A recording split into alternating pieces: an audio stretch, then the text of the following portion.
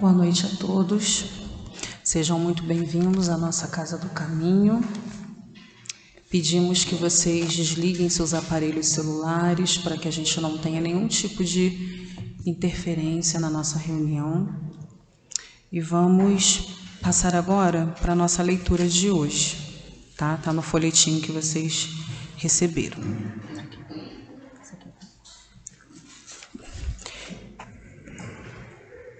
Vestimenta espiritual. Durante muito tempo, o homem foi considerado uma dualidade, corpo e alma. Difícil era conceber que algo tão material como o corpo pudesse lhe ter unida a alma, totalmente de essência espiritual. Em O Livro dos Espíritos, obra básica da doutrina espírita, encontramos que o homem é formado de 3 partes essenciais. Primeiro, o corpo, ou ser material, semelhante ao dos animais e animado pelo mesmo princípio vital. Segundo, a alma, espírito encarnado que tem no corpo a sua habitação. Terceiro, o perispírito, princípio intermediário, liga a alma ao corpo. É uma substância semimaterial, vaporosa para os olhos humanos. Temos no homem uma organização semelhante à do fruto, o germe, a alma, o perisperma, o perispírito e a casca, o corpo. A existência de um corpo extracarnal é conhecida desde os tempos mais recuados. Paulo de Tarso, na primeira epístola aos Coríntios, comenta: há corpos celestes e corpos terrestres. Na segunda epístola aos Coríntios diz: conheço um homem em Cristo, que há 14 anos foi arrebatado ao céu. Se no corpo, não sei, se fora do corpo, não sei. Referia-se o apóstolo Paulo aos seus deslocamentos em corpo espiritual, enquanto sua máquina física dormia. Os mentores, amigos, o conduziam a esferas superiores a fim de receber preciosas orientações. Semelhantes deslocamentos não constituem privilégio dos santos. Todas as criaturas humanas os realizam durante o sono, quando registram fragmentos de tais viagens têm. Esse invólucro tem várias funções, sendo o laço de união entre o espírito e o corpo, é responsável pela organização da forma física. Podemos lhe chamar modelo organizador biológico. Está unido ao corpo, célula a célula. Conduz para o corpo físico os impulsos internos da alma, e para a alma as reações nervosas do corpo de carne. É o veículo imprescindível para a mediunidade na Terra. É através dele que são acionadas as estruturas neurológicas do médium, de acordo com a zona do sistema nervoso central que o perispírito faz vibrar. Pela atuação do espírito comunicante, teremos os fenômenos de vidência, audiência, escrita, etc. No processo da morte, desligados os laços, o perispírito livre se locomove. É com esse corpo perispiritual que os espíritos podem ser vistos. Ele conserva a individualidade do ser e suas características. Por sua qualidade plástica, o espírito pode modelar a forma que mais lhe falha ao coração. Eis porque nas aparições vemos os espíritos com portes esbeltos, jovens, de outras vezes maduros, com barbas, cicatrizes, marcas. Natural que os espíritos não têm cicatrizes ou marcas. Ele as reproduz no perispírito para que seja melhor reconhecido. Foi com seu corpo perispiritual que Jesus transitou pela terra após sua morte. Nota-se que é um corpo diferente. É a veste nupcial de que o próprio Cristo falou, a veste apropriada para ingressar no reino do Espírito, brilhante ou opaco, de acordo com as virtudes ou desmandos das criaturas. Vamos então agora fechar os nossos olhos e agradecer a Deus pela oportunidade de estarmos aqui na Casa do Caminho, podendo assistir, ao estudo de hoje. Pedimos também a toda espiritualidade, a Jesus, nosso amado e querido Mestre, todas as bênçãos necessárias, as intuições precisas para a nossa palestrista, Ângela Godoy, que está aqui conosco na noite de hoje e que fará o nosso estudo. Assim sendo, Senhor, pedimos as permissões necessárias para iniciarmos o estudo da nossa quinta-feira de hoje. Graças a Deus.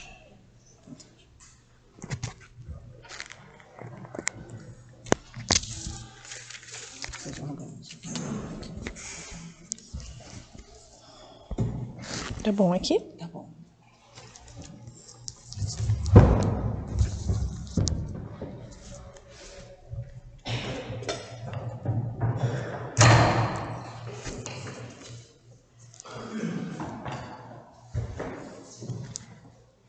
Vamos lá.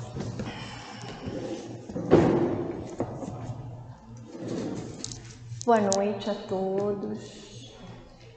Que nós estejamos envolvidos e inspirados pela paz desse Mestre querido, do Mestre Jesus, para que a gente possa, desse encontrinho aqui de uma hora, tirar o maior e melhor proveito para mim, para vocês que aqui estão me ouvindo e para os irmãos desencarnados que aqui estão para estudar conosco.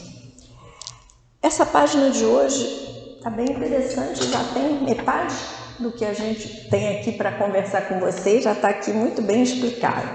Tomara que eu possa acrescentar novos dados. Nós vamos estar conversando sobre umas questões do Livro dos Espíritos que constam lá no livro 2º. Como todo mundo sabe, o Livro dos Espíritos é dividido em 4 livros. Nesse livro 2º, Kardec aborda e indaga sobre o mundo espiritual, sobre como é, que forma tem, como vivem, como se relacionam conosco aqueles irmãos que já desencarnaram e estão habitando a pátria espiritual. Então, todo esse livro 2º, que é intitulado Mundo Espiritual dos Espíritos, ele foca nas indagações exatamente para nós entendermos da melhor forma possível, porque há coisas que nós ainda não temos como entender, essa vida no mundo espiritual, depois que a gente daqui partir. E essas questões estão no primeiro capítulo desse 2º livro, onde ele indaga especificamente sobre os espíritos. Nós vamos estar vendo, são muitas questões, as questões de 88 a 95, que tratam de forma e ubiquidade dos espíritos e tratam de perispírito. São muitas questões, eu vou ter que passar assim, por algumas bem superficialmente, senão a gente não atende o tempo necessário. Antes da gente entrar... Obrigada, querida. Antes da gente entrar nas questões propriamente ditas, é sempre bom a gente relembrar uma coisa que Kardec fala lá no primeiro livro, que é aquela trindade universal, os 3 elementos gerais da natureza, que todo mundo deve lembrar. Eles são, em geral, até representados num triângulo, né? Onde na ponta lá de cima do triângulo está Deus, aqui está Espírito, aqui está o que é matéria. Tudo que existe no universo se resume a essa trindade. Ou é Deus, ou é Espírito, ou é matéria. E ligando o Espírito à matéria, como se fosse um traço de união ou um estágio intermediário, ao fluido cósmico universal. Então, de que fala essa trindade? Deus é uma ideia ou é um conceito sobre o qual nós, apesar de todas as informações que já nos foram passadas, de todas as revelações que já nos chegaram, ainda é uma ideia bastante difícil da gente entender. Deus é tão absoluto, é tão pleno, é tão superior em suas características e em suas virtudes, que para nós ainda é difícil de entendê-lo plenamente. Já avançamos muito. Até algum tempo, a gente se referia a Deus como um ser. E nessa de se referir a Ele como um ser, a gente escorregava na tendência de achar que era um ser parecido conosco. Hoje, a gente já avançou. Nós já sabemos que Deus não é um ser. Tanto é que Kardec, quando pergunta sobre Deus, ele não pergunta quem é Deus, ele pergunta o que é Deus. E os espíritos respondem: inteligência suprema, causa primária de todas as coisas. Ou seja, O que nos é informado é que Deus é uma inteligência plena, impregnada de todas as virtudes que nós possamos imaginar, em caráter absoluto, que é outra ideia difícil. Nós estamos acostumados a raciocinar no mundo da relatividade. A gente conhece o bom porque a gente relativiza com o mal. A gente conhece o maior porque a gente relativiza com o menor. E as virtudes, as características, as qualidades divinas, elas estão num padrão assim, não relativizado. Ou seja, ele é sabedoria absoluta, misericórdia absoluta e, acima de tudo, amor e um padrão absoluto. Dessa fonte amorosa que é Deus, emana que a gente chama o hálito divino, e um fluido, né? um hálito, uma emanação, que é o fluido cósmico universal, e este fluido cria tudo que existe no mundo material. Os ministros de Deus, os espíritos como Jesus, próximos à divindade, eles manipulam esse fluido cósmico, criando os mundos e criando tudo que existe de material nesses mundos. Mas esse fluido, quando ele começa a ser trabalhado para formar o mundo da matéria, ele já é impregnado de uma certa inteligência, né? Isso nos desperta, e é preciso que a gente esteja atento quando a gente estuda aquela trindade, da gente perceber que aquela trindade não é composta de partes isoladas. Deus, Espírito e Matéria são partes integradas, formando um único todo, tá? Então, por exemplo, há pouco tempo atrás, imaginava-se e acreditava-se que o mineral ou uma cadeira, por exemplo, era absolutamente uma matéria bruta. Hoje já se sabe que não. Mesmo nas formas mais primitivas de matéria, já existe ali um comando inteligente, um princípio inteligente impregnado que vai fazendo com que aquela matéria vá se atraindo, se misturando, se modificando e formando tudo que existe. Essa atração, por exemplo, dos minerais não é uma obra do acaso. É aquela inteligência já se movimentando. Quando une, por exemplo, duas moléculas para formar uma terceira substância, a gente já sabe, já vê ali essa inteligência. Ali é o princípio inteligente no seu estado mais básico.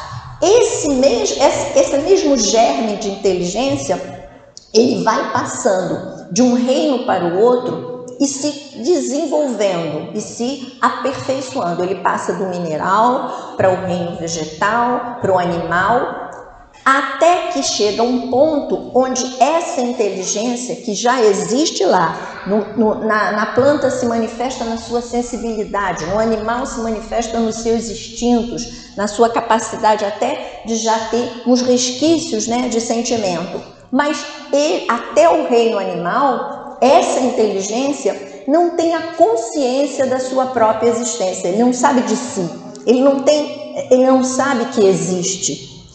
Um dia, nesse processo de evolução, essa inteligência se descobre como ser existente. E é nesse momento que ele se torna aquilo que a gente chama espírito. Aí ele deixa de ser princípio inteligente, porque agora ele tem consciência da sua existência.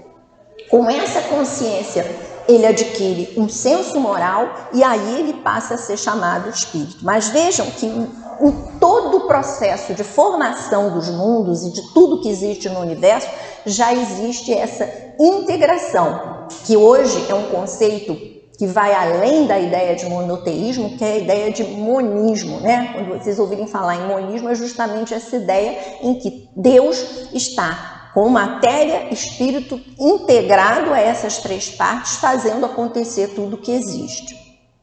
Muito bem. Então, isso tudo é para a gente entender. E, olha, desde esse primeiro momento em que ele se manifesta ali, nas primeiras formas de matéria, no reino ainda mineral, até ele atingir essa condição de espírito, gente, demora coisa de 1,5 bilhão, 1.500.000 anos. É o trajeto que ele demora para fazer até desde a sua como ele nasce, como ele aparece, os espíritos nos dizem que ainda não nos é dado compreender, a gente não sabe como surge, como nasce, como surge esse princípio inteligente. Mas ele, desde que ele surge até ele se tornar um espírito propriamente dito, é coisa nessa faixa de 1.500.000 anos. Mas acontece, como eu disse, dessa forma integrada, nessa ideia de monismo. O que aconteceu aqui? Apagou. Interessante. Apagou tudo. Não sei. Não, isso não tem problema. Vamos acompanhar por aqui pelas questões. Bom, a primeira pergunta que os espíritos fazem é, da questão 88, se os espíritos têm uma forma determinada, limitada e constante. E aqui a gente já precisa também estar atento que, no Livro dos Espíritos, Kardec adotou uma conceituação que é a seguinte: quando ele usa a palavra espíritos com letra maiúscula, ele está se referindo e perguntando sobre espíritos que estão lá no mundo espiritual. Está se referindo a desencarnados, que nós também somos espíritos, né? Quando ele pergunta sobre os espíritos, está perguntando também porque nós também somos um espírito. Mas aí, quando ele quer se referir a espíritos encarnados, ele usa a palavra alma, tá? Então, aqui as perguntas são todas, e vocês vão ver lá no livro que ele faz a indagação usando espíritos com letra maiúscula. Está perguntando sobre espíritos que estão desencarnados. Só que, nas respostas, quando você fala espírito, você pode estar se referindo ao espírito. Lembra que aqui na leitura da introdução, e todo mundo já deve saber disso, quem professa a doutrina espírita, que nós somos formados de 3 partes, né? Existe o nosso corpo físico, existe o nosso espírito propriamente dito, que é a nossa sede pensante, que é o nosso pensar, é o nosso sentir, é o nosso querer, é o nosso gostar ou não gostar, né? É a nossa fábrica de vontades, de quereres e de sentimentos. E ligando isso que é propriamente o espírito ao corpo, existe um terceiro elemento que é o perispírito. Quando se pergunta sobre os espíritos, aí nunca se sabe se você está perguntando sobre o espírito propriamente dito, desprovido, desligado do seu perispírito, ou se você está respondendo, se referindo ao espírito acoplado e associado ao seu perispírito. E o que a gente percebe aqui é que os espíritos dão uma resposta nas duas concepções. Na questão 88, quando ele responde que os espíritos, para vós, ele pergunta se os espíritos têm forma, ele diz, para vós não, para nós sim. Ele está se referindo ao espírito puro, sem o seu perispírito. E aí ele fala que nesse sentido, as palavras que ele pode usar, que melhor se aproximariam do que é esse espírito sem o seu perispírito, é uma chama, é uma luz, é uma centelha, enfim, é algo que, ele ainda pergunta, totalmente imaterial? Não, é incorpóreo, mas não imaterial, mas ele é algo que, na nossa linguagem, o que mais se aproximaria é isso, ou seja, nós temos essa chama divina dentro de nós, e ele diz que essa chama varia de luminosidade dependendo do nosso grau evolutivo. Ela pode ser uma chama mais apagadinha, com menos luz, ou pode ser uma chama tão brilhante, tão radiante como um rubi, não significando que o espírito seja vermelho. Aqui usa-se o rubi para comparar com o brilho, com a pureza de um rubi. E aí, nessa questão 88, então essa resposta que ele dá, que tem essa forma, né, pode ser uma chama, uma centelha, ele está se referindo ao espírito sem o seu perispírito. E nas outras questões, quando ele faz a pergunta, aí as respostas já são dadas, vocês vão perceber, do espírito acoplado e unido ao seu perispírito, tá? Então, quando ele diz não tem uma forma para nós, é o espírito sem o perispírito. E com o perispírito ele tem uma forma assim que nós vamos ver qual é. Aí depois ele vem falar sobre o tempo que, na questão 89, o tempo que os espíritos gastam para percorrer o espaço. E aí, gente, como tudo no mundo espiritual, não há regras nem unanimidades, né? Esse tempo é extremamente variado a depender do grau de evolução do espírito, tá? Então, o que eles nos respondem? O que a gente já sabe? Espíritos muito evoluídos têm a capacidade e a possibilidade de se deslocar com a velocidade do pensamento. Eles vão de uma galáxia a outra num estalar de dedos. Outros, menos evoluídos, menos depurados, ainda precisam, até mesmo no mundo espiritual, de meios de transporte. E Miramês, por exemplo, nos fala que alguns meios de transporte até muito parecidos com aqueles que a gente usa aqui na Terra. Nos livros de André Luiz não fala do aeróbus? Então, são espíritos que ainda não têm essa possibilidade tão primorosa de se deslocar e precisam ainda desses instrumentos, desses meios de transporte para se deslocarem. E a coisa do estágio que eles têm é tão sério que eu trouxe aqui para vocês o que Miramês fala sobre essa possibilidade de deslocamento. Vejam, olha que interessante. O espírito, ele diz assim, é uma chama divina, consciente, e o pensamento é seu atributo, cuja força pode levá-lo aonde quer que seja. Ou seja, o pensamento, movido pela vontade, é uma força poderosa que o espírito tem, e essa força pode levar ele aonde ele quiser. Muito bem, desde que ele tenha condições para tais viagens. O universo é uma casa grande, mas nem todos os espíritos podem andar nos departamentos desta casa de Deus. Existem muitos limites de acordo com a posição da alma na escala a que pertence. Há espíritos, vejam só, há espíritos que ao desencarnarem não saem das casas onde viveram como encarnados. Outros ficam ligados aos despojos nos cemitérios e outros ainda ficam perambulando pelas ruas e lugares que se afinizaram com os seus sentimentos. Quem trabalha em mesa mediúnica, a gente vê muito isso nos espíritos que chegam até nós nas mesas mediúnicas, e muitas vezes eles estão ali e nos garantem que estão na casa deles, ou que estão na rua, ou que estão lá onde eles foram sepultados, porque é essa condição, estão presos como se estivessem imantados, e não só tem a condição de se deslocar mesmo usando, mas nem de sair dali daquele lugar onde eles estão imantados e ancorados. Ele diz, o ódio em demanda faz pesar o corpo espiritual. Desta forma, a inveja, o ciúme, a maledicência, o orgulho e o egoísmo, de modo que a volitação fica difícil para essas entidades e os seus corpos ficam chumbados ao solo terrestre. Então vejam, a gente já aprendeu também que os irmãos, quando a gente desencarna, a gente não passa por um portal da divindade. A gente desencarna e vai para lá como espírito exatamente como a gente era, com as mesmas qualidades e com os mesmos defeitos.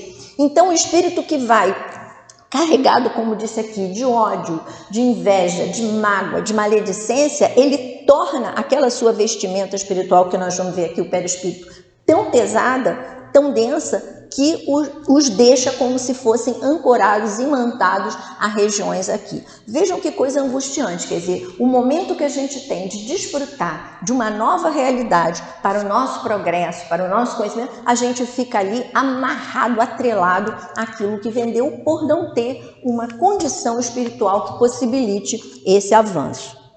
Então, o que a gente vê é que essa questão de percorrer o espaço, como tudo no mundo espiritual, está associado e ligado ao poder. Os anjos são representados com asa, não porque eles tenham asa igual o pássaro, mas talvez seja para justamente demonstrar essa possibilidade que um anjo, um espírito puro, tem de voar mesmo, né?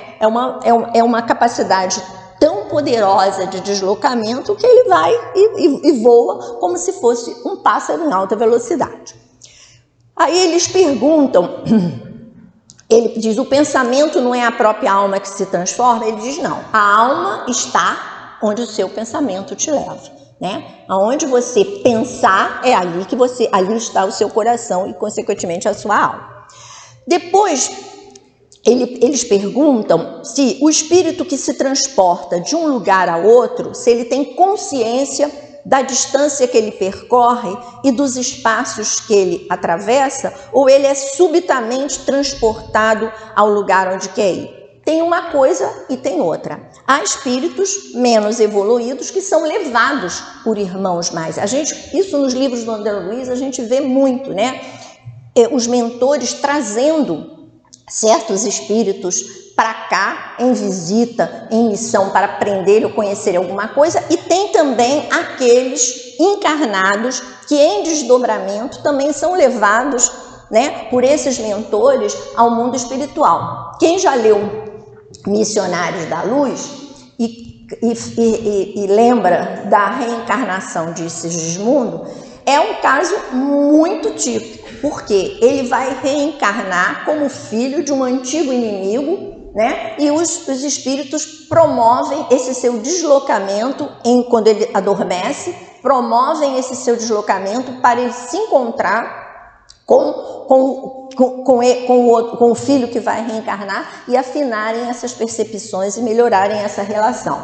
Então, acontece uma situação e outra. O espírito pode perfeitamente, se o quiser, inteirar-se da distância, mas também essa distância pode desaparecer completamente, dependendo isso da sua vontade. E sempre lembrando que isso depende sempre da sua natureza mais ou menos depurada. Aí vem uma questão que eu acho que os espíritos responderam não, que é sobre se o espírito... Agora veja, nessa questão do deslocamento, que foi a 89, em todas as próximas, as respostas que eles estão dando já é o espírito com o seu perispírito, tá? O espírito, quando se desloca, ele está sempre acompanhado do seu perispírito. E aqui ele pergunta, o espírito com o seu perispírito, a matéria bruta opõe obstáculo a ele? E os espíritos respondem, não, tá? A matéria opõe obstáculo ao espírito? Nenhum. Eles passam através de tudo. O ar, a terra, as águas e até mesmo o fogo lhes são igualmente acessíveis. Isso foi respondido há 160 anos atrás e por os espíritos que dão as respostas que Kardec categoriza aqui, são espíritos evoluídos, espíritos superiores. Nessa condição, realmente não há nenhum obstáculo que os oponha, tá? Eles podem, assim como a gente mergulha a mão na água e a água não oferece nenhum obstáculo à nossa mão, ela sai da água, mão como ela é, assim o espírito. Mas alguma bibliografia que já foi complementada posterior à publicação do Livro dos Espíritos, muitos estudos foram aprofundados, porque muitas pesquisas foram feitas e muita coisa se ampliou o conhecimento. Hoje, Miramês também já coloca que essa facilidade de atravessar, né, uma porta, um ambiente, em algumas situações, impossível para alguns espíritos. Para alguns espíritos, a matéria tem sim uma certa interposição e uma dificuldade, principalmente porque eles ainda não são dotados de uma vontade, de uma força de pensamento tão poderosa que os possibilite aquela caminhada. Então, esse não aqui, a gente hoje já tem assim uma desconfiança de que ele se refere a categoria desses espíritos que responderam, e alguns espíritos também, menos evoluídos, às vezes ele vê uma porta, ele até tem a condição de atravessar, mas ele duvida. Ele ainda está tão materializado que ele acha que aquela porta é um obstáculo e ele não atravessa. Mas existe também uma outra dúvida que surge, que é assim, mas se eles podem atravessar eles entram, por exemplo, aqui numa casa espírita ou numa reunião espírita, não, Por quê? Se uma casa espírita, por exemplo, que tem as suas proteções e tem as suas condições para funcionamento, ela pode perfeitamente bloquear, e aí é um outro tipo de coisa, é não autorização, eles não têm autorização para penetrar, mas não porque haja uma impossibilidade material, porque ali houve uma determinação, uma condição espiritual que não os permite entrar. A gente faz o evangelho no lar para quê? Para criar na nossa casa, né, uma proteção para as más influências, para as más companhias, para os bons mentores. Não é que eles não possam, não adianta trancar a porta da nossa casa achando que eles não vão passar, mas ali há uma blindagem espiritual que os impede de atravessar, não, vou repetir, por uma condição material. Tá claro, gente? Ali é uma impossibilidade espiritual, né, da condição dele. Depois ele diz, tem os espíritos o dom da ubiquidade. Por outras palavras, um espírito pode dividir-se ou existir em muitos pontos ao mesmo tempo? Não. Absolutamente um espírito não se divide. O espírito é mesmo acoplado no seu perispírito, ele é uma unidade, ele é um ser único que não se parte, não se divide. Então, se ele não se divide, como é que já a gente tem relatos de casos de um espírito que estava num lugar e apareceu em outro? Como é que Jesus nos disse que onde nós não estamos aqui reunidos no nome dele, ele está aqui conosco? Se tem uma outra casa espírita que está reunido no nome dele, ele também está lá. Por quê? Porque nós, enquanto espírito, temos uma coisa chamada irradiação. Ou seja, nós somos um concentrado de energia, né? De energia vibratória. E como todo concentrado de energia, nós emitimos vibrações, irradiações. E essas irradiações podem chegar a lugares extremamente distantes, né? E aí, novamente, quanto mais evoluído o espírito, mais poder e mais força ele tem nessa irradiação. Mal comparando, se a gente quiser fazer uma comparação, eles mesmos, os mentores usam a comparação com o Sol, né? O Sol não se divide. Amanhã de manhã, aqui no Rio de Janeiro, vai estar a cidade toda ensolarada, se Deus quiser, e de repente lá na Itália ou lá na França vai estar da mesma forma uma cidade ensolarada. E o Sol é único, está lá no lugar dele. Por quê? Porque os raios que ele emite, as irradiações que ele emite, atingem aqui ou qualquer outro lugar onde aquele raio aconteça. E ele diz que não pode haver divisão de um mesmo espírito, mas cada um é um centro que irradia para diversos lados.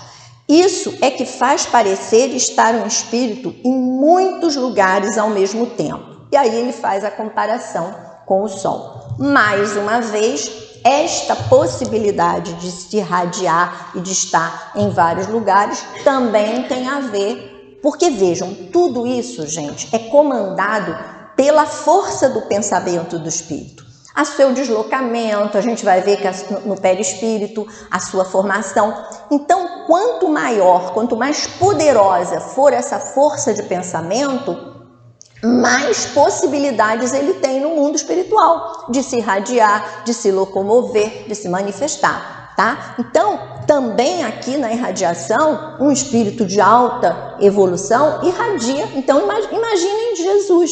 Ele pode estar em quantos lugares ele bem desejar, pela força de um espírito crístico, né? Como Jesus é um espírito que, dentre os espíritos puros, já atingiu o grau mais elevado.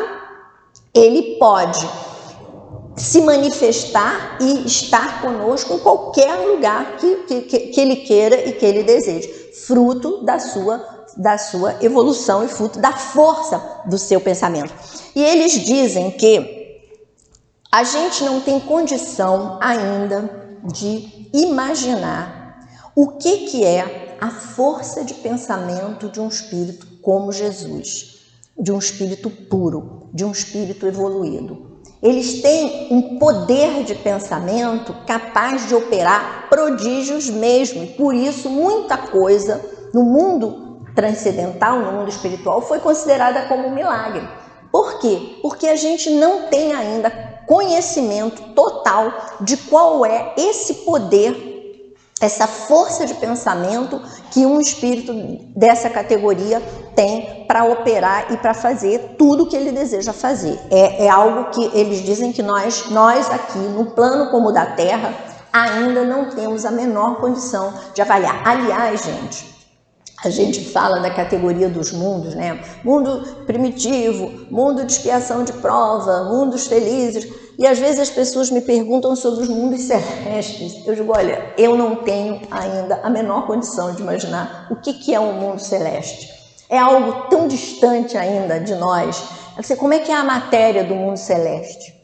Tenho a menor ideia. Deve ser algo tão sutil, tão intenciado, tão diferente. A vida, o modo de se locomover, né? As necessidades, é algo tão distante ainda da nossa que eu digo, eu não tenho, eu só sei que é um lugar muito bom para o qual eu vou percorrer um caminho enorme como espírito para poder um dia atingir essa plenitude. É o reino de Deus, né? Mas que a gente ainda, com as nossas palavras, com a nossa realidade, a gente ainda não consegue imaginar e deduzir o que é isso. Bom, então, sobre a ubiquidade, não é uma divisão do espírito, é simplesmente uma irradiação. E através dessa irradiação, ele se manifesta aqui, lá ou acolá.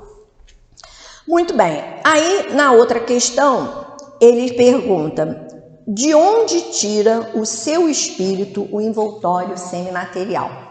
E aí ele entra no que a gente chama de perispírito, nas questões chamadas de perispírito. Gente, perispírito é algo tão complexo, o estudo completo sobre tudo que é, e tudo que faz e tudo que é propriedade do perispírito, que é de espantar que Kardec, no que diz respeito ao perispírito, ele fez apenas 3 perguntas. Eu vou tentar desenvolver um pouco mais sobre o que é esse perispírito, mas eu acho que o principal motivo, naquele momento, dele só ter feito 3 perguntas sobre perispírito. Hoje você já tem livros, por exemplo, esse livro aqui é um livro inteiro sobre perispírito, por sinal muito bom. Aqui a gente aprende tudo sobre o perispírito e suas modelações. Mas eu acho que ali o principal que ele queria nos mostrar é que entre essa chama, essa centelha puramente espiritual e nosso corpo físico, há um elemento intermediário, tá? Que chama-se perispírito. Por quê?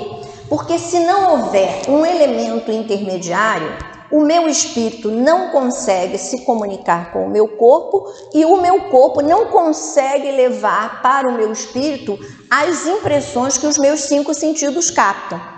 Essa é a principal função. Ele tem outras funções, mas a principal função do perispírito é fazer justamente o padrão vibratório do espírito não conversaria, não se comunicaria com a densidade da matéria do nosso corpo. Então há esse elemento aqui no meio, formado de matéria. É um corpo fluídico onde o espírito retira do fluido cósmico universal, daquele orbe onde ele habita, porque eu falei, existe a forma original do fluido cósmico universal, que é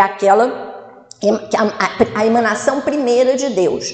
Esse fluido vai se modificando e cada mundo, cada orbe, e mesmo no mundo espiritual, cada nível da espiritualidade tem o seu padrão de fluido, né? Tem o fluido adequado ao estágio evolutivo daquele mundo, né? Então aqui no nosso caso, o nosso perispírito é formado, ele é constituído do fluido cósmico da Terra, típico aqui do planeta Terra, né? Num planeta como Júpiter, que tem uma evolução maior, como a gente vê lá na Revista Espírita, já você deve ter perispíritos formados de uma matéria mais sutil, menos densa. Aqui o nosso fluido ainda é um fluido mais denso, próprio do planeta Terra. Então, tanto encarnado como lá desencarnado, o espírito retira do orbe onde ele está, ou da região espiritual onde ele está, ele retira o fluido cósmico e cria o seu perispírito, que é um corpo, ele é matéria. Os espíritos falam que é semimaterial. Por que ele usa essa expressão semimaterial? Porque é uma matéria que nós não conhecemos, né? É uma matéria tão fluídica, tão sutil, tão quintessenciada, que nós não a enxergamos, pelo menos a maioria de nós. E nós, não, quando a gente fala matéria, a gente se prende àquilo que a gente pode pegar, que pode pesar, que pode medir. Não é o caso da matéria do perispírito, tá? Então, você tem, como eu disse, aqui a centelha, a chama, essa centelha é o nosso espírito. Ele é que pensa, ele é que sente, ele é que tem vontade, ele é que quer ou não quer, ele é que decide ou não decide. E você tem aqui o corpo físico que exterioriza tudo isso que o espírito está querendo e está pensando. Quem traz o mensageiro de tudo que o espírito está pensando aqui para o corpo físico é o perispírito. E quem leva o que o corpo está vendo, está sentindo. Porque, por exemplo, se eu cismar que eu vou mexer aqui no meu cabelo, essa vontade de mexer veio lá do meu espírito, que vai passar para o perispírito, o perispírito vai me dar o comando e eu, com meus braços, vou mexer e vou prender o meu cabelo. Esse perispírito, como ele liga um elemento que é muito, muito imaterial, que é o nosso espírito, a um elemento muito material, ele tem várias camadas. Ele não é formado de uma mesma substância. É como se ele fosse uma cebola com várias casquinhas. A camada que fica mais próxima do espírito é uma camada bem sutil. É a parte mais sutil do perispírito, que a gente chama de corpo mental, tá? Esse corpo mental, inclusive, que comanda o formato dele. Ele vai vindo, e aqui, perto do corpo físico, ele já tem camadas bem mais densas, que é para poder conversar. A última camada é o que a gente chama do duplo etérico, que é a camada do perispírito que está mais próxima, mais colada no corpo físico, porque ela tem, comparada com o corpo mental, uma densidade maior para poder conversar com o corpo.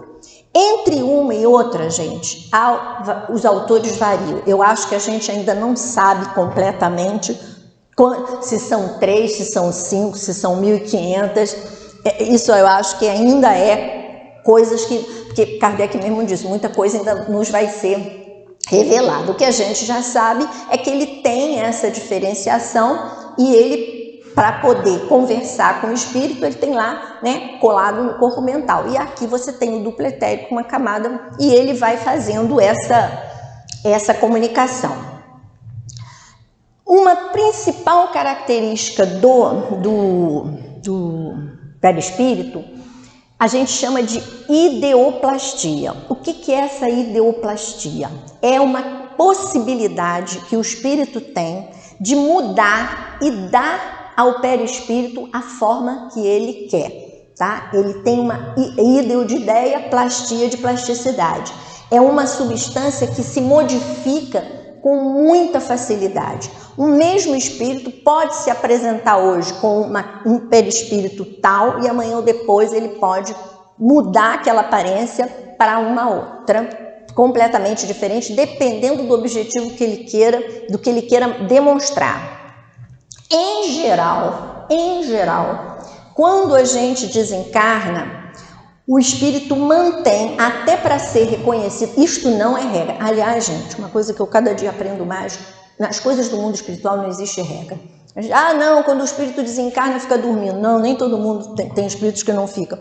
Isso é muito variável, mas no normal, em geral, ele se apresenta com a forma que ele tinha na última encarnação, até para facilitar o seu reconhecimento. Então, a gente ouve dizer, minha avó desencarnou e eu vejo a minha avó lá em casa.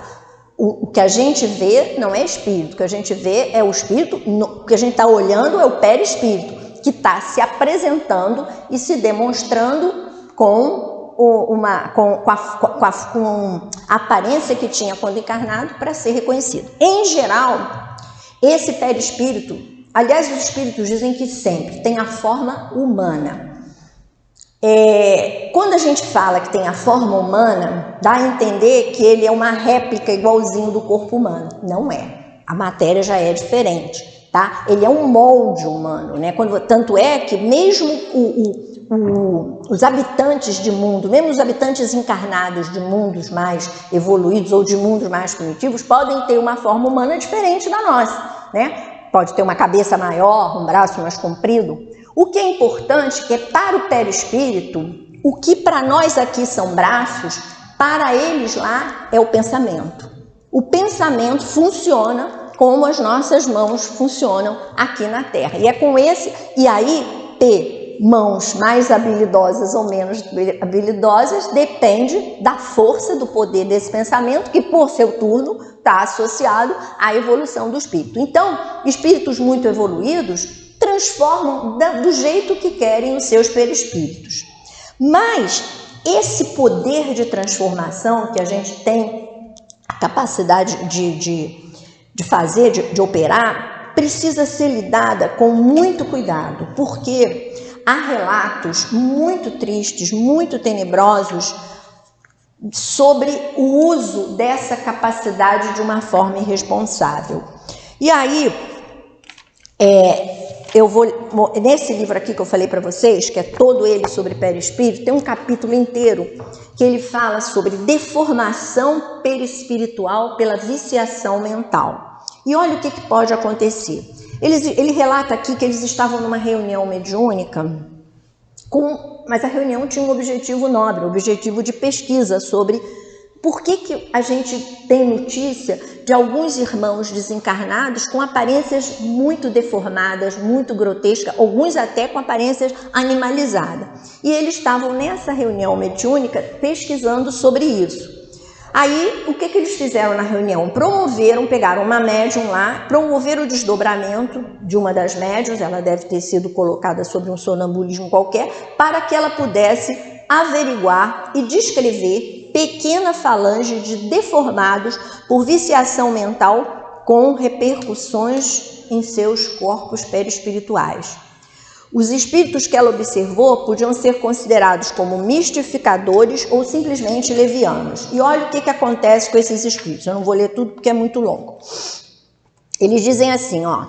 Eis como Aí ela chegou lá, quando ela olhou o que ela estava vendo, olha como é que ela descreve o que ela está observando. Estou vendo pequenos seres como se fossem anões, cada um deles portando diferentes tipos de anomalias, umas engraçadas e outras estranhas. Os instrutores explicam que todas as deformações a que assisto foram provocadas por inúmeras brincadeiras maldosas, olha só, e leviandades que os mesmos são hábeis em ministrar a quem lhes sintonize. Então, eles tanto imitam e tanto fazem brincadeiras com deformações, imitando pessoas com deficiência, eles se acoplam de tal maneira a essa ideação que eles deformam os seus perispíritos. Aí ele diz, como vocês sabem, diz o instrutor, o perispírito é extremamente sensível aos comandos mentais. Esses irmãos, pela continuada imitação de pobres aleijados de quem eles zombam, pelas caretas que fazem para assustar ou divertirem-se, pela tendência em se fazerem notar pelo que apresentam de bizarro ou grotesco e pela irresponsabilidade generalizada com que tratam a vida, terminaram por viciar a mente e, por via de consequência, a forma perispiritual que lhes obedece à regência. Então, eles conseguiram se transformar e, olha agora, eles não têm condição de desfazer aquilo. Essa forma atual que cada um apresenta é a mesma que foi plasmada para prejudicar a seus irmãos e que agora, só através de longo curso de educação mental e cirurgias reparadoras, conseguirão modificá-la. Então, vejam, foram tão levianos que eles trabalharam seus perispíritos não com um objetivo nobre, não com o objetivo de fazer o bem, para zoar, para zombar, para assustar alguém. E aí, com esse uso, eles não conseguem mais se desfazer e mantêm essas aparências, e agora só vão se livrar dessas aparências, como diz aqui, com um tempo muito grande de reeducação, né? Só agora com a depuração moral deles, que eles vão entender o mal que causaram, que eles vão ter novamente condição de desfazer isso. Então, essa plasticidade que o espírito tem de mudar o seu perispírito precisa ser usada com muita cautela, com muita responsabilidade, porque ela é prejudicial tanto ao espírito que a produz, como quem evoca um espírito como esse, né? Muitas pessoas fazem reuniões mediúnicas para brincar, para se divertir, para se distrair. E aí se apresenta um irmão com uma aparência dessa e passa a criar um vínculo, uma ligação com aquele irmão que evocou e leva esse irmão à loucura. Por isso que ele diz que isso é tão prejudicial para o espírito que faz, como com aquele que evoca e termina se afinizando com uma leviandade dessa e passa a ser perseguido por essas imagens horrorosas que podem levar alguém à loucura. Então, como todas as atribuições que a gente tem como espírito, a gente precisa usar, e essa precisa ser usada com muita responsabilidade. Aí ele fala, o envoltório semimaterial do espírito tem formas determinadas e pode ser perceptível? Aí é exatamente isso que eu falei. Sim, tem a forma que o espírito queira. E assim que este vos aparece algumas vezes, quer em sonho, quer no estado de vigília, é que pode tomar forma visível, mesmo palpável. Nas materializações, o espírito torna o perispírito dele tão denso que você segura como se fosse uma matéria mesmo, por conta dessa capacidade. Então, gente, para concluir, que está chegando aqui, como eu disse, sobre o perispírito, é uma matéria extensíssima, né? Tem coisas assim muito interessantes que aqui Kardec aborda de uma forma, como eu disse, bastante superficial. E sempre que eu faço um estudo, ou que eu me debruço sobre algumas questões do Livro dos Espíritos, ou até do Evangelho, eu sempre fico assim, o que os Espíritos queriam nos dizer, ou o que Jesus queria nos alertar sobre essa resposta. E aqui, nesse grupo de questões que a gente conversou hoje, o que mais me chama a atenção é como todas as respostas, todas as possibilidades estão associadas ao padrão de elevação moral, né? Então, nos alertando, primeiramente, sobre como, se não for por nenhuma outra razão, é para a nossa própria felicidade que a gente tem que trabalhar para evoluir, né? É uma questão se a gente vai para o mundo espiritual num padrão de moralidade, de pureza espiritual maior, vejam de quantas possibilidades a gente dispõe, né? Vamos habitar uma região melhor, vamos ter mais controle sobre o nosso perispírito, vamos poder nos deslocar com muito mais facilidade, vamos ter companhias muito mais adequadas ao padrão. Então, eu costumo dizer que evoluir, se não for por nenhuma outra questão, é uma questão de querer ser feliz. Nós não vamos conseguir essa felicidade que a gente tanto almeja, que a gente tanto busca, às vezes em coisas tão banais aqui da Terra, essa verdadeira, aquela felicidade que nada do que está fora vai nos abalar, vai nos atingir, essa blindagem, nós só vamos conseguir com a nossa depuração espiritual. Enquanto a gente estiver escravizado, né, a matéria, ainda tivermos o domínio do egoísmo, essa nossa chaga, da maledicência, nós vamos estar ainda presos a essa roda reencarnatória que não nos possibilita alcançar todas essas possibilidades. Essa é uma primeira lição. E a segunda lição é nós despertarmos, se é que ainda não despertamos, para o poder e a força do nosso pensamento. Gente, nós não Não tem aquelas pessoas que dizem assim, eu realizei um sonho, mas todo mundo tem que sonhar, porque quando você sonha, o sonho é verdadeiro, você consegue. O que existe é a força do pensar. E a força do pensar também tem a ver com a sua evolução. Mas, mesmo ainda não tão evoluídos, nosso pensamento plasma e a gente tem enorme responsabilidade sobre o que a gente está plasmando, sobre o que a gente está jogando no ambiente onde a gente vive. E muitas vezes a gente acha, não, pensar é só pensar. Não. Muita vigilância, porque como nós ainda escorregamos muito dos maus pensamentos, na raiva, na mágoa, na inveja, né? A gente, no padrão que nós estamos, a gente precisa de uma vigilância ferrenha para, na hora que a gente for tomado por esses pensamentos, a gente lembrar que eles são criminosos, que eles são violentos.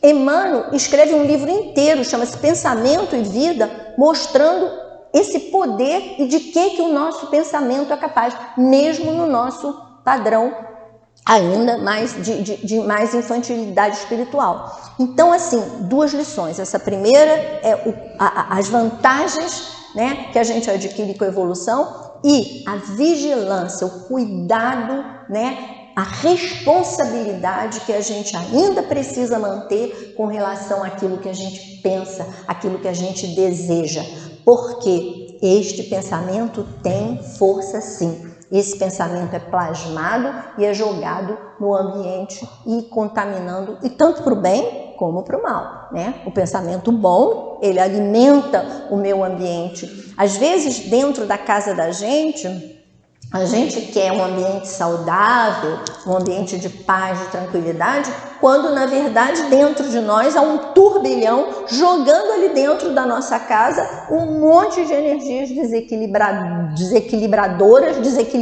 e desequilibradoras. Então, manter o nosso equilíbrio interno, manter a saúde dos nossos pensamentos para que a gente tenha certeza de estar sempre mergulhado numa ambiência espiritual saudável e alimentadora. É esse o recado. Uma boa noite. Obrigada por ter nos ouvido.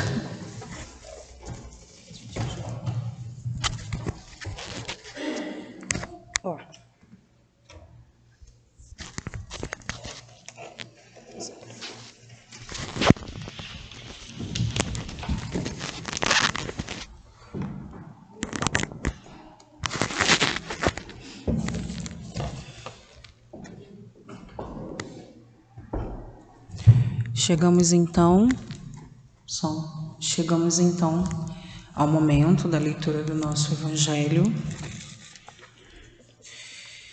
Estamos no capítulo 5, Bem-aventurados os aflitos, item 11, Esquecimento do passado. Lembramos que nós pedimos que vocês terminem, né, de ler a leitura, fazer a leitura em casa, por conta do tamanho, né, do estudo. Vamos lá, então. Inutilmente se faz objeção ao esquecimento do passado como um obstáculo para que se possa aproveitar a experiência de existências anteriores.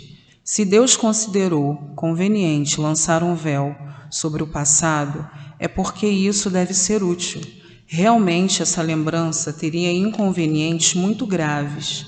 Ela poderia, em certos casos, humilhar muito, ou então estimular o nosso orgulho e, de certa forma, obstruir o nosso livre-arbítrio. De qualquer forma, causaria perturbações inevitáveis nas relações sociais. Ao nascer, o homem traz o que adquiriu, nasce como se fez. Cada existência é, para ele, um novo ponto de partida. Pouco lhe importa saber o que foi. Se é punido, é porque praticou o mal. Suas más tendências atuais são um indício do que falta corrigir em si mesmo.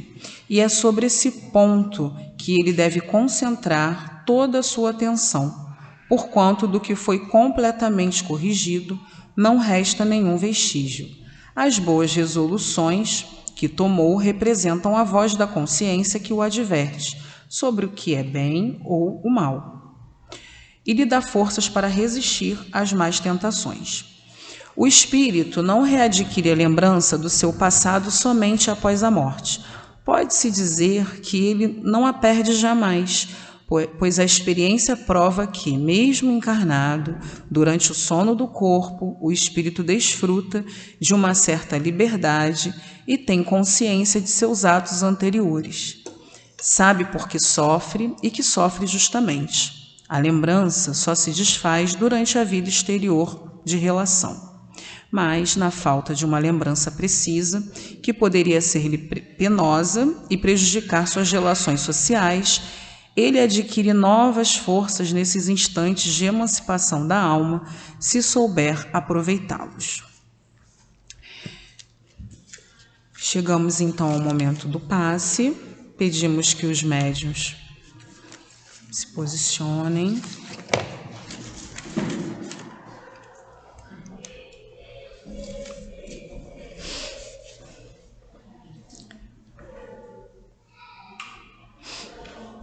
Deus nosso Pai, Jesus, nosso divino médico e mestre amado, queridos benfeitores espirituais, rogamos as vossas bênçãos de amor, de paz, de equilíbrio e de cura para todos nós que aqui nos encontramos.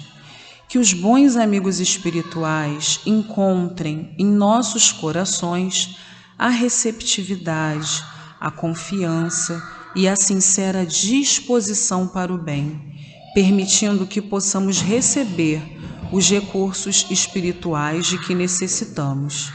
Que este momento de passes seja de renovação, fortalecimento e esperança, auxiliando-nos no equilíbrio do corpo, da mente e do espírito, de acordo com a vontade divina.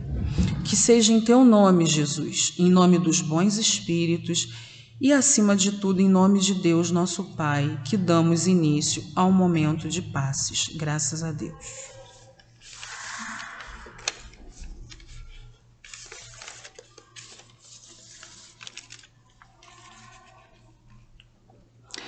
Esquecimento do passado. Devemos sempre lembrar que o nosso Deus, nosso Pai tão querido e tão amoroso, é sempre justo e bom. Essa passagem, ela nos ensina que o esquecimento do passado é uma condição que nos é dada como dádiva divina, que protege o nosso livre-arbítrio e evita que tenhamos perturbações. Tudo que Deus faz, tudo que Deus nos permite tem uma utilidade. Temos a proteção moral, ou seja, quando cometemos erros graves, podemos passar por situações de humilhações, de vulnerabilidade e exposições desnecessárias, se recordarmos aquilo que nós fizemos. Se nós recordássemos um passado glorioso, talvez essa lembrança alimentaria o nosso orgulho em excesso, e essas situações poderiam nos levar, à falência, poderiam nos levar à desistência, porque talvez nós não aguentaríamos. Temos a questão também da convivência social. Talvez recordar o passado poderia trazer recordações de inimizades, de ofensas antigas, e isso poderia tornar a nossa presente encarnação insustentável, trazendo muita desarmonia nas relações familiares, nas relações sociais. Temos também a questão do foco no presente, sabendo que o espírito ele já renasce com as tendências necessárias para a sua correção. Sendo assim, os espíritos nos orientam que devemos concentrar todas as nossas forças nas nossas provas de hoje, de modo que não carreguemos o peso das culpas paralisantes do passado.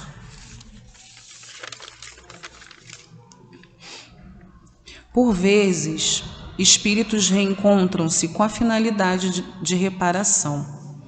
Recordar o mal que nos fizeram podem fazer com que sentimentos muito difíceis sejam despertados em nós. A voz da consciência e as nossas tendências instintivas são ferramentas importantes dadas a nós por Deus, pois Ele sabe o que é necessário para nós, para o nosso crescimento e para a nossa evolução. Ao nascermos, temos uma oportunidade de recomeçar, temos a oportunidade de fazermos escolhas mais inteligentes, que nos impulsionam à nossa evolução, ao nosso crescimento e à nossa melhoria. Nossas más tendências são indícios daquilo que precisamos aparar e combater em nós. O nosso esforço, ele deve sim estar voltado para aqueles pontos que nós necessitamos corrigir. Sendo assim, que nós possamos sempre agradecer a Deus a oportunidade que nos foi dada, do esquecimento do passado, que a gente possa sempre buscar forças necessárias para combater as nossas más tendências, as nossas más inclinações, que a gente tenha sempre cuidado com os nossos pensamentos, os nossos sentimentos e as nossas ações, e que a gente possa sempre agradecer, lembrando que Deus, Ele é sempre justo, amoroso e bondoso. Sendo assim, nós agora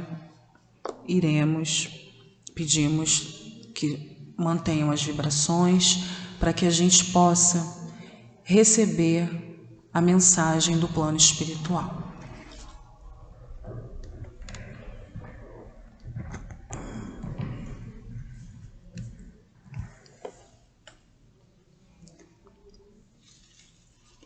É interessante que o tema de hoje é o esquecimento do passado. Porque quando mergulhamos na carne, tivemos um vasto aprendizado no plano espiritual, tiveram amigos que nos incentivaram para que aqui estivéssemos e pudéssemos vencer a nós mesmos. O Pai é de uma misericórdia, de uma bondade, de uma justiça enorme.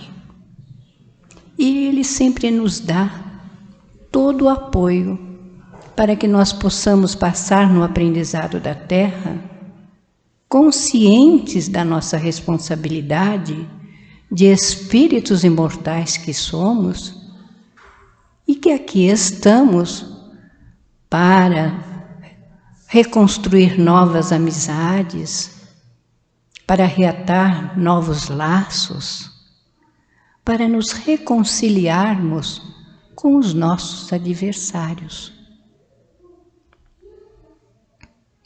Porque não há vítima de nada. Tudo está certo na ocasião certa. Ninguém passa por aquilo que não tenha necessidade para o seu aprendizado. Mas como nós, humanos, somos imediatistas, nós queremos as soluções não para hoje, mas para ontem. Mas a vida não é assim. Nós temos um processo evolutivo que nos dá a condição de nós termos conhecimentos, de aprendizados, e nós temos a doutrina, que nos faz refletir sobre velhas atitudes nossas, sobre novos reencontros que cruzam o nosso caminho, para que possamos perceber aquilo que precisamos trabalhar em nós mesmos. Ainda temos muito orgulho, muita vaidade, muito egoísmo, mas nem por isso o Pai se afasta de nós, porque todos os dias Ele nos dá a oportunidade para que a gente possa escolher o melhor e escrever a nossa história de uma forma diferente. Porque muitos prometem muitas coisas, mas quando aqui adentram, repetem os mesmos deslizes de reencarnações passadas. Mas nem por isso o Pai nos abandona, porque Ele está sempre dando uma oportunidade nova para a nossa reconstrução. Então valorizemos a vida, aproveitemos a vida. Os obstáculos fazem parte da nossa caminhada, mas para que nós tenhamos fé de remover e realizar o melhor. Pensemos nisso com muito carinho e façamos a nossa parte sem sentimento de culpa, mas olhando sim para tudo aquilo que Deus nos oferece e aproveitar todas as oportunidades, para que não venhamos a lamentar de não termos feito aquilo que nos comprometemos. E que a paz, a doce e serena paz do nosso Mestre Jesus, recaia sobre todos vós, hoje, agora e para todo sempre. Graças a Deus.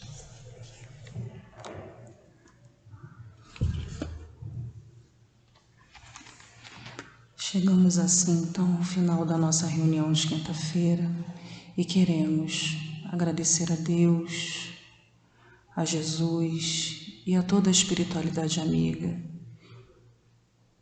que aqui está sempre presente, nos amparando, nos orientando. Obrigada, Senhor, por mais uma oportunidade de estudo.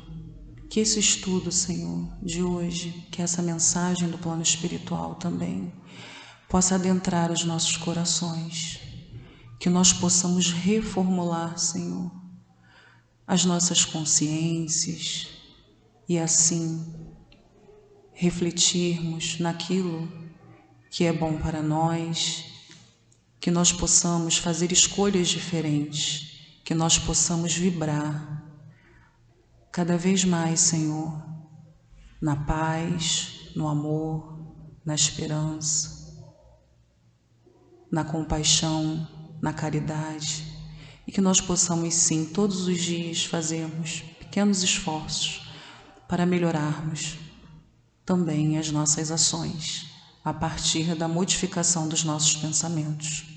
Obrigada por tudo, Senhor. Pedimos a permissão necessária para encerrarmos a reunião da noite de hoje. Que assim possa ser, graças a Deus.